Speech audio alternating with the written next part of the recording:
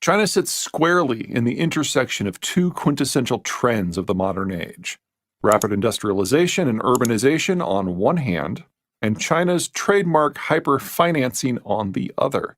Any successful industrialization and urbanization requires new roads, new buildings, and new industrial plant, all of which require massive volumes of steel. Hyperfinancing can help make all that happen. But in doing so, it overbuilds everything. Not just the roads and buildings that mean yet more steel demand, but also the industrial plant that is used to make the steel in the first place. China's industrialization push has proven so huge and so fast and so overfinanced that China isn't simply the world's largest producer of steel. It regularly ranks among the world's top 4 importers of steel, particularly the product sets on the higher end of the quality scale. But that overfinance also means China produces steel with zero regard for the reality of domestic needs. And so China is also the world's largest steel exporter, particularly steel product sets on the lower end of the quality scale. All that requires a worldful of iron ore. China isn't just the world's largest importer of the stuff. It doesn't simply take in more than the rest of the world combined. China imports more than the rest of the world combined times 3. China is the global iron ore market. As to production, Australia exports half of global iron ore volumes, with Brazil exporting half the remainder. Unsurprisingly, China gobbles up nearly all these southern hemispheric powers' exports, as well as additional big chunks from Russia, India, and South Africa. Nor is China the only country that uses steel. It is just the only country where the economics of steel are so fundamentally out of whack.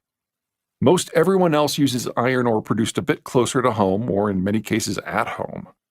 Their balances are rounded out by the very big business of steel recycling. Roughly 1% of buildings in the advanced world are torn down every year, and every scrap of steel used to reinforce them is melted down, reforged, and given a second life, or third, or 18th. This duality between the ravenousness of China and the rather placid pace of steelwork everywhere else makes the forecast rather straightforward. The vast bulk of the world's iron ore production comes from countries that face limited to no security threats as the world deglobalizes. In descending order, Australia, Brazil, India, South Africa, Canada, and the United States. However, the countries that export the vastness of global steel, in ascending order, Ukraine, Germany, Russia, Korea, Japan, and above all China, are somewhere on the sliding scale between facing severe complications and utterly screwed. The world is going to have massive shortages of steel at the same time that the supplies of the raw material to make that steel will overflow. The solution is simple. The world will need more smelting capacity. But it is critical to understand that not all steel is created equal. Unlike most materials, all steel is 100% recyclable. But recycled steel is not the same as virgin steel.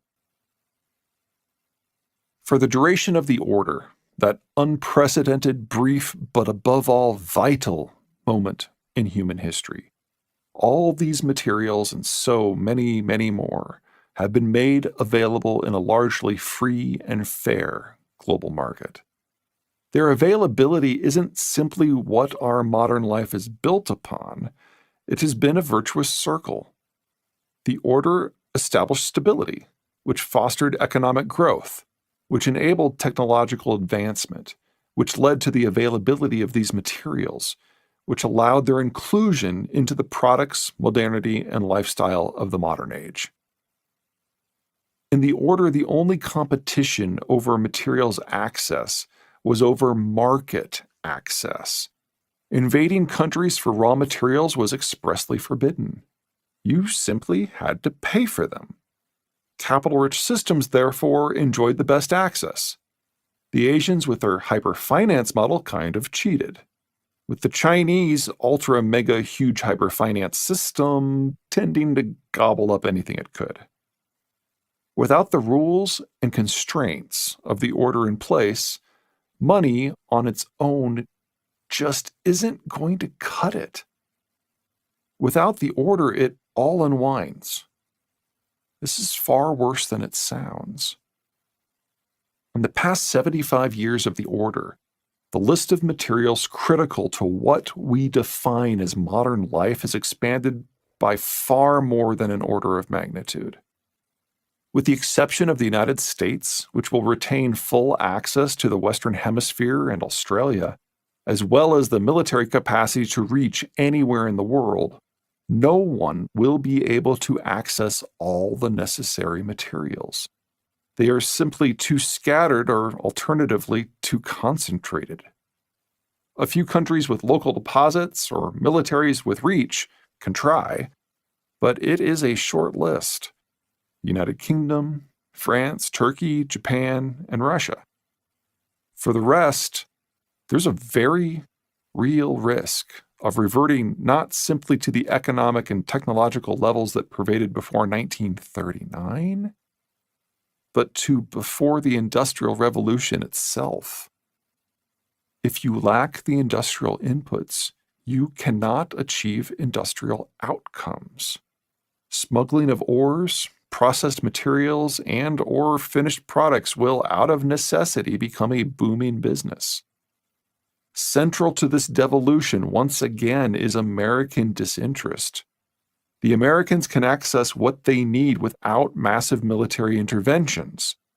This will generate not the sort of heavy American involvement most countries would find distasteful, but instead large-scale American disengagement that most countries will find terrifying. If the global superpower were involved, at least there would be some rules. Instead, we will have erratic, intra-regional competitions in which the Americans will largely decline participation. Erratic competition means erratic materials access, which means erratic technological application, which means erratic economic capacity. We are perfectly capable of having increased competition and warfare while also experiencing dramatic economic and technological declines. So this is how it all falls apart.